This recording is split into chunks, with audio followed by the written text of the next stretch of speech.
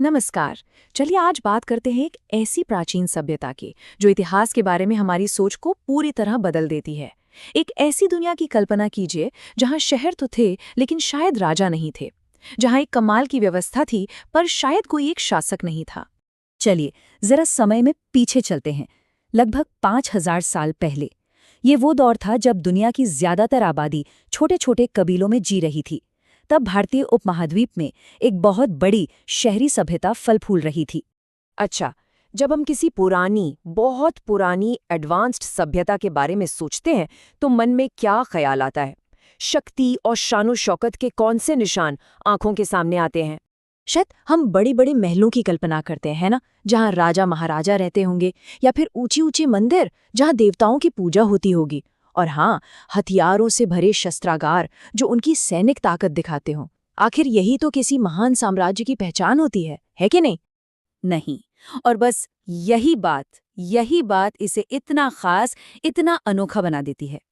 सिंधु घाटी सभ्यता में इनमें से कुछ भी नहीं मिला। कोई महल नहीं, कोई बड़े बड़े मंदिर नहीं, और लड़ाई के भी कोई खास हथियार नहीं। और बस यहीं से ये सभ्यता इतिहास की सबसे बड़ी पहेलियों में से एक बन जाती है। तो सवाल ये उठता है कि भाई, अगर ये सभ्यता इतनी बड़ी और इतनी उन्नत थी तो हम इसके बारे में इतने सालों तक जानते ही क्यों नहीं थे?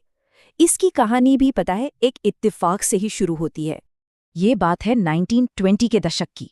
जब रेलवे लाइन बिछाने का काम चल रहा था, तभी कुछ मजदूरों को जमीन के नीचे से कुछ अजीब सी, एक ही साइज की पकी हुई ईंटें मिली। बस इसी एक छोटी सी खोज ने पुरातत्वविदों, मतलब आर्कियोलॉजिस्ट का ध्यान खींचा। और फिर जल्द ही दयाराम साहनी ने हड़प्पा में और आर.डी. बैनर्जी ने मोहनजोदाड़ो में खुदाई शुरू की। और देखते ही देखते जमीन के नीचे दफन एक पूरा का पूरा शहर पूरी दुनिया के सामने आ गया। और ये कोई छोटा मोटा गांव या कस्बा नहीं था। ये सभ्यता पता है 13 लाख वर्ग किलोमीटर में फैली हुई थी। मतलब उस जमाने के मिस्र और मेसोपोटामिया को अगर मिला भी दें तो ये उससे भी ज्यादा बड़ी थी। अपने समय की सबसे बड़ी, सबसे विशाल सभ्यता। तो चलिए अब जरा अंदर चलते हैं और देखते हैं कि जो सबूत मिले हैं वो हमें इन शहरों की बनावट और यहाँ के समाज के बारे में क्या बताते हैं। और यकीन मानिए, असली हैरानी की बात तो अब शुरू होती है। इनकी सबसे बड़ी, सबसे पहली पहचान थी इनकी सिटी प्लानिंग। आज के जो मॉडर्न शहर होते हैं ना, बिल्कुल वैसे ही इनके शहर एक ग्रिड सिस्टम पर बने थे। मतलब ये कि सड़कें एकदम सीधी होती थीं और एक दूसरे को बिल्कुल 90 डिग्री के एंगल पर, मतलब समकोण पर काटती थीं। ये कोई तुक्का नहीं था, बल्कि ये एक बहुत ही सोची समझी बेहतरीन प्लानिंग का नतीजा था। अब देखिए, इस स्लाइड में जो सबसे कमाल की बात है ना, वो ये है कि ये लोग साफ सफाई को लेकर कितने ज्यादा जागरूक थे। सोचिए, हर घर से गंदा पानी निकालने के लिए ढकी हुई नालियां थीं, जो बाहर मेन नाले से जाकर जुड़ती थीं। अरे इतना ही नहीं, उन नालियों को साफ करने के लिए बाकायदा मैनहोल भी बने हुए थे। ये एक ऐसा सिस्टम है जो इसके हजारों साल बाद तक दुनिया के कई हिस्सों में देखने को नहीं मिला। और ये स्लाइड तो फर्क बिल्कुल साफ साफ दिखाती है। देखिए, जहां दुनिया के दूसरे पुराने शहरों में एक तरफ राजा के आलीशान महल होते थे और दूसरी तरफ गरीबों की झुग्गियां, वहीं सिंधु घाटी में लगभग सभी घर पक्की ईंटों के थे और उनका साइज भी लगभग एक जैसा था। इससे पता है क्या लगता है?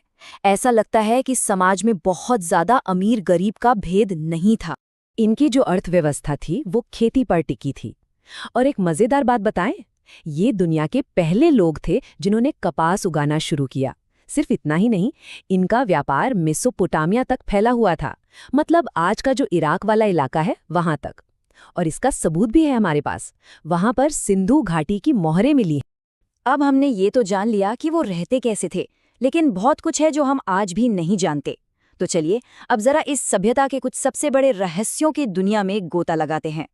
और सबसे बड़ा रहस्य वो है इनकी भाषा, जिसे हम सिंधु लिपि कहते हैं। हमें हजारों मोहरें मिली हैं जिन पर ये लिखावट है, पर आज तक कोई भी इसे पढ़ नहीं पाया है। ये राइट से लेफ्ट लिखी जाती थी और इसमें जानवरों और अलग अलग तरह के चिन्ह बने हुए हैं। जरा सोचिए, एक पल के लिए सोचिए, अगर हम कभी इस लिपि को पढ़ पाएं तो क्या क्या पता चलेगा हमें। उनके राजाओं के नाम, उनके भगवानों की कहानियां, उनका साहित्य, मतलब इतिहास का एक पूरा का पूरा चैप्टर हमारे सामने खुल जाएगा। एक और पहेली है, इनका धर्म। देखिए, हमें किसी भी मंदिर का कोई सबूत नहीं मिला है, लेकिन हमें मात्र देवी की मूर्तियां मिली हैं। पशुपति नाम की एक मोहर मिली है, जिसे भगवान शिव का शुरुआती रूप माना जाता है। ये सब दिखाता है कि उनकी धार्मिक मान्यताएं बहुत गहरी थी। और मोहनजोदड़ो में जो ग्रेट बाथ मिला है, वो शायद किसी धार्मिक स्नान या अनुष्ठान के लिए ही इस्तेमाल होता होगा। तो फिर इतनी महान सभ्यता का अंत हुआ कैसे? देखिए, किसी लड़ाई या हमले का तो कोई सबूत मिला नहीं है। ज्यादातर एक्सपर्ट्स यही मानते हैं कि इसका पतन अचानक नहीं बल्कि धीरे धीरे हुआ। शायद मौसम बदला, नदियां सूख गईं, या उन्होंने अपना रास्ता ही बदल लिया। इससे खेती बाड़ी खत्म हो गई होगी और लोग धीरे धीरे दूसरे इलाकों की तरफ चले गए होंगे। भले ही ये सभ्यता हजारों साल पहले कहीं खो गई, लेकिन इसकी गूंज, इसकी विरासत आज भी हमारे साथ है। चलिए अब आखिर में ये देखते हैं कि हम आज इससे क्या सीख सकते हैं।